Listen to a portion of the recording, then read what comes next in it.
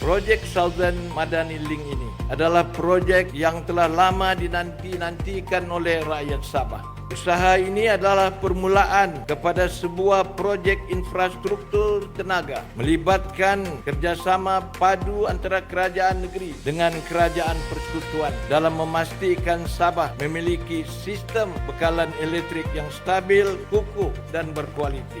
Saya ucap terima kasih kepada sahabat saya, Saudara Haji Ji. Beliau sebagai Ketua Menteri senantiasa menghubungi saya, mesti pastikan pembangunan itu merata di seluruh pelosok dan daerah, termasuk dalaman Sabah.